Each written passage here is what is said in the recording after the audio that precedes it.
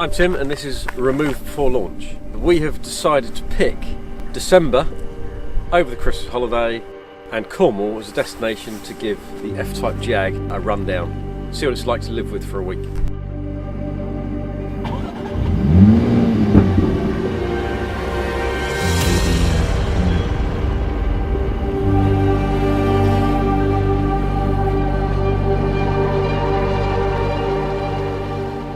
Cornwall was a great idea, nice empty road, nice countryside, ocean views. Now we have a tractor coming up behind. Excellent. Interesting, because I've never driven a Jag before, and the F-type has always looked good, but I've always wondered what it's actually like as a GT car, as a sports car. I've always thought I'd be a little bit underwhelmed, but I can report so far I've been more than overwhelmed by this car. It's been absolutely superb. So this one is the P380 all-wheel drive with the R-Dynamic kits, but it does have upgraded 20-inch alloys, the R-Dynamic system, which is great. It's got the sports exhaust, which does make a big difference. It's not the V8, in disappointing some respects, but having said that, it is the 3-litre supercharged V6, so it's still got a nice sound to it, but also 380 brake version, because I know there's a 300 2-litre, then there's a 340 3-litre, and this is the 380.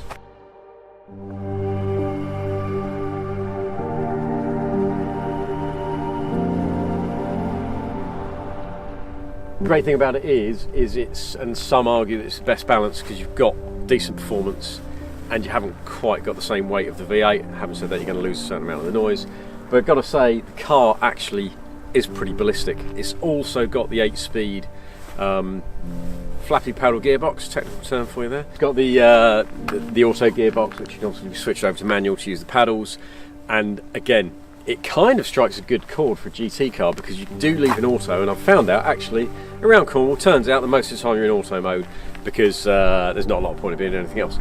So we've got the black alloys, nice and clean as you can see. Trying to keep the car clean is pointless, so I apologise Jaguar and everybody else because to be honest, we had about a day of it being clean and we've cleaned it several times since, and you go about 3 feet and it's filthy, so every now and again do that, and that's about as clean as it gets. But you know, at the end of the day, there's the argument of using a sports car in the winter as well. So using it in the depths of December, the car actually is proving very interesting. So personally, I think black on black looks absolutely superb. I know that this version's got slightly new vents in the bonnet as well, which give it an extra element of performance, aggression, whatever you want to call it. Also, handy tip, in the winter, hold your hand over the vent, quite warming. So you're aware, these are 20-inch alloys, so these are some pretty serious rubber. They've got P0s on standard, and they are 295/30s at the rear, so you're getting a shed load of grip. Right, here we have the sports exhaust. Now, I really like it. Nice meaty exhaust layout, sounds very good, we'll give you a blap of that. Personally, I prefer the twin exhaust in the centre like that. I know the V8 has the quads on either side, don't get me wrong, I wouldn't say no to the V8 at all. I have done a little video of how much we could get in it. We've actually managed to do for two, a week away with camera equipment and everything, to Cornwall. We brought loads of extra stuff as you do, and we managed to get some extra trinkets. Trinkets? The hell's a trinket? Managed to get some little treats and bits and pieces, you know, a scone, cream, fudge, whatever the hell you buy down in Cornwall, all that crap. And we've managed to wedge it all in, which is very nice. Okay, the car can't move anymore, but it's good, it's all good.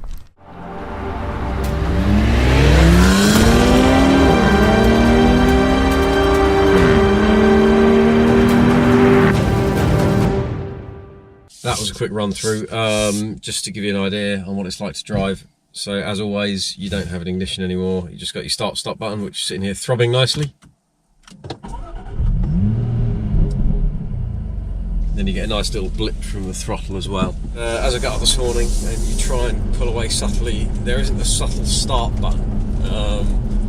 I know I've heard there's a manufacturer, I can't remember who it is, Ford or someone now or something, are going to put in like a good neighbour mode or something on your exhaust, which you kind of go, yeah, I don't want that. But I remember back in the days of having a Subaru and yeah, some of the neighbours weren't the best pleased. But there you go. I did have a bit of a beam-tin exhaust on it, not on the Jap speed, but had no beam-tin on it. But anyway, enough of that.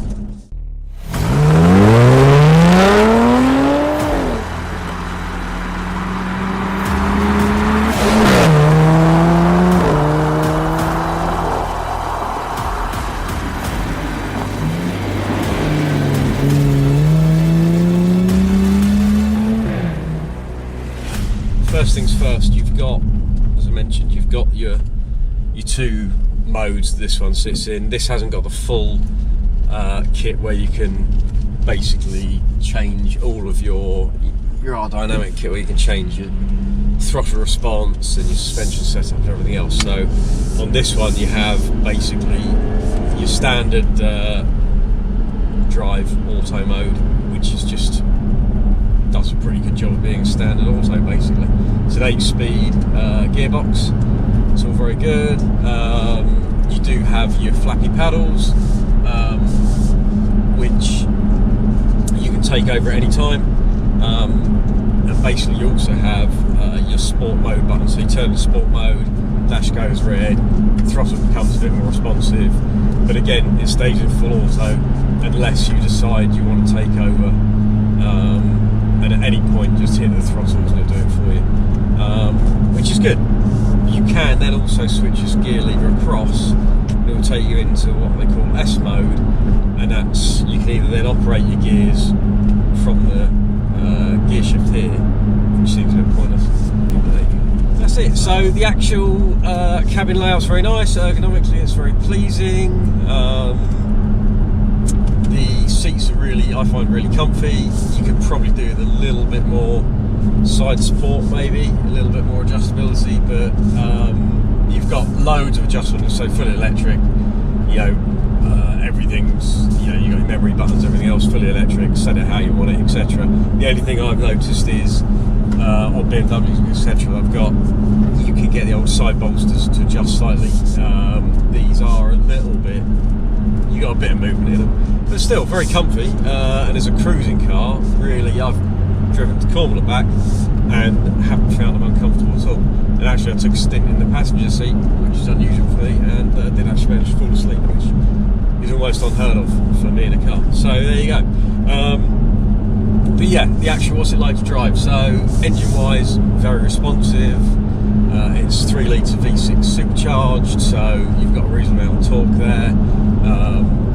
I do notice, and I don't know if it's because of the gearbox, there's almost, I think it is more the gearbox than the engine, because when you're in paddle mode or manual mode, it kind of, it seems a lot quicker on the pickup. But the problem with, I find, autos is you've thought, right, I want to accelerate, you floor it, and it takes a second for the computer to go, I want to accelerate here, and drop it down a couple of cogs and then accelerate off. That's the slight issue I have with autos, is they're not always on the ball, which they're not going to be because they're trying to second guess what you're doing. So basically put it in auto mode, or just literally, if you know you're coming up for an overtake, what I found is you don't even need to do anything or adjust it or whatever unless you want it in sport mode, is I just literally drop a couple of cogs on the paddle. So yeah, I really like the way the paddle shift works, and I do like when you're pressing on the noises it makes. So I think it does add to the driving experience. Whether you'd argue that a manual would still be better, that's each to their own. On this car, I think this gearbox is well suited. It plays the GT car role well. It's not full-blown sports car. It's not lazy GT car. It's a nice, nimble cross between the two, and I think the gearbox pretty much matches that. I think the steering's nicely weighted. Again, you can tweak that in if you've got the other spec. On this one, it kind of adjusts the weight accordingly, like it will do, so it's quite easy to park, and then it just weights it nicely, gives it quite a nice balance. Now this has got some pretty chunky 20-inch rubber on it, so you do get a little bit of play in the wheel, but again, nothing to upset you, you know. But the feedback's good, the balance is nice.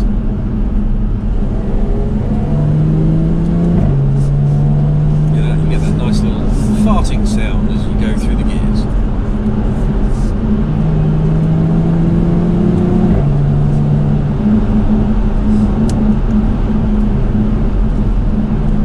Yeah, just pressing on a little bit here, and I just find the steering's nicely weighted.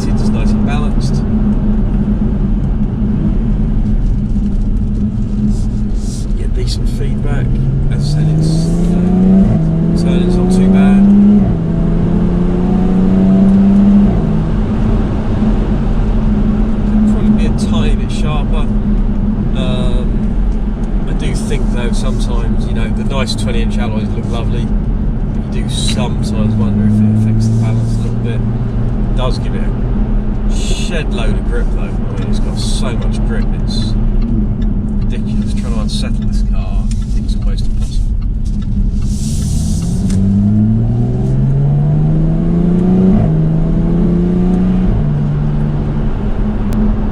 So it's 380 brake, 3 litres, 6 cylinders supercharged. So you've got a load of torque. As long as I said you're using the manual box, you change down a couple of cogs. The car does respond well. It's quick. You know, I've thrown it down some B roads. I've had some fun on some A roads. The car on the overtake is very impressive. When you're coming to cornering and throwing around a bit, it's got a nice balance about it, and it does, you know, you can keep the engine ticking, and even from low down it's ready to go, so you find the pressing on is very easy. If anything, the thing that I find you're not doing is you're not wringing it out.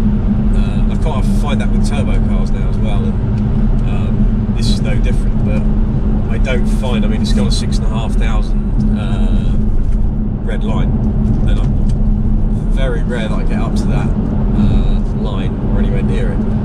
It just doesn't feel like it needs it. It's quick, it's moving quick anyway,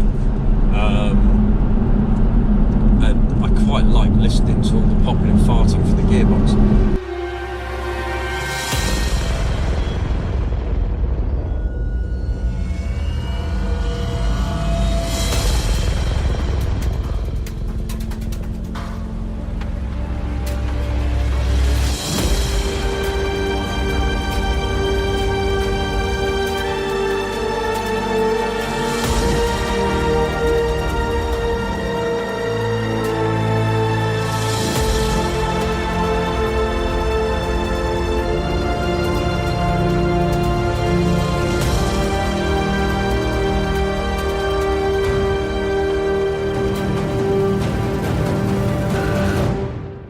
I think it drives really well, it performs really well, it sounds good, it's a real head turner in the car park. A lot of people, a lot of attention, a lot of people pretending they're not looking when they are. I know you are. I don't quite understand the English way, because you sort of look at a nice car, but no one have you seen looking at a nice car, so you get lots of people walk past it and go, it's very nice, then see you near it and they go, But anyway, I like it. I think this combo on it makes it really, really special, and this colour is, I think, perfect for it with the alloys.